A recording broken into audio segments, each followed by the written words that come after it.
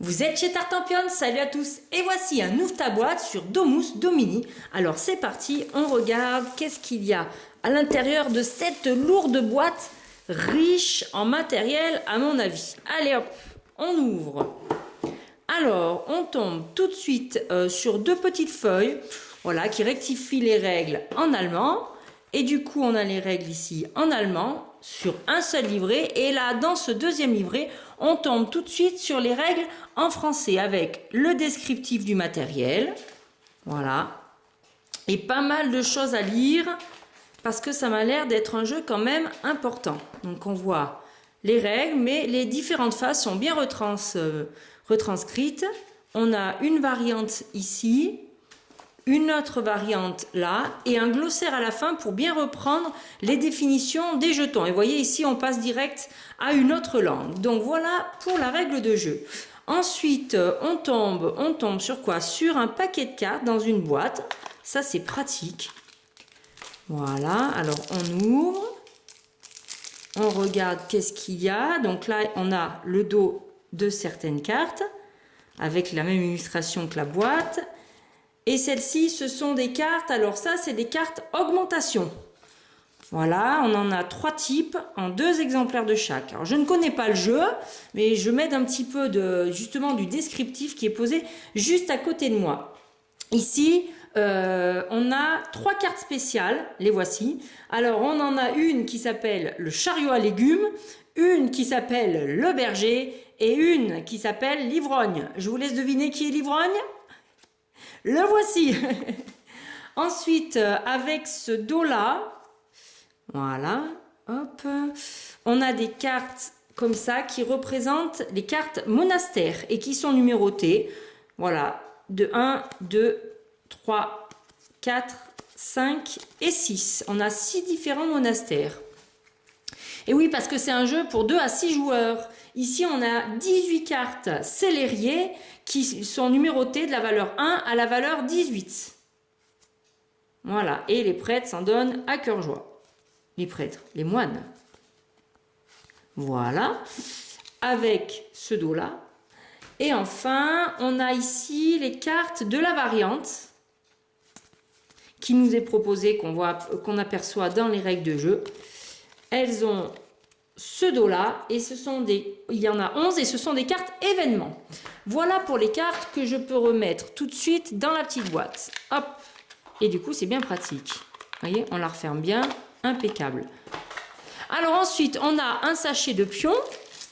Alors, qu'est-ce qu'il y a à l'intérieur de ces sachets de pions? Alors, on a des arbres, des jolis arbres, vous voyez, hop.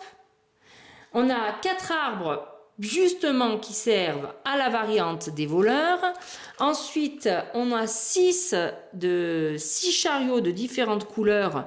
Donc, il y en aura un par joueur qui correspondent à chacun des joueurs. Vous voyez, on a du blanc, du jaune, du rouge, du violet et du noir. Voilà, il y en a pour tous les goûts au niveau du choix des couleurs.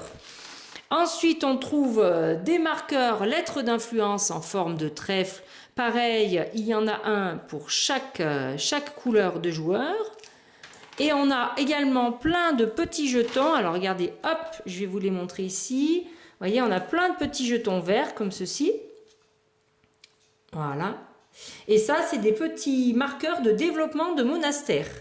Il y en a 3 par joueur. Et après, on va retrouver des petites maisons. Voilà, et il y en a une par couleur du joueur, et on retrouve du coup les mêmes couleurs que tout à l'heure. Voilà, jaune, violet, rouge, noir et bleu. Voilà pour les jetons en bois. Allez, on met tout ça de côté et on reprend l'intérieur de la boîte. Alors, qu'est-ce qu'on a à l'intérieur maintenant? On a un grand sachet zippé, voilà, dans lequel on va trouver, voilà, on va trouver 6 aides de jeu. Les voici, donc qui reprennent, vous voyez, étape 1, 2, 3, 4, 5, 6 et 7. Voilà, Et à mon avis, ici, c'est la feuille, c'est le verso qui explique, à mon avis, comment on marque les points. Mais il faudra regarder la règle. Alors ça, c'est un beau, magnifique pion premier joueur. Il est super beau en bois et tout. Et on a même des petits sachets supplémentaires pour trier nos jetons comme on veut. Maintenant, on va tomber sur le grand plateau de jeu. Ah, vertical, d'accord. Voilà.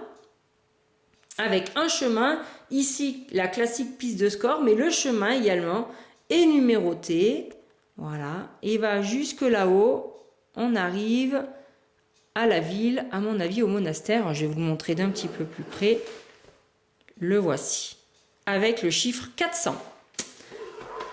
Voilà, et enfin, et ce n'est pas le moindre, si encore, vous voyez, il y a quand même un bon poids encore. On a des planches et des planches et des planches de jetons à dépuncher. Amis du dépunchage, bonjour, avec des pièces.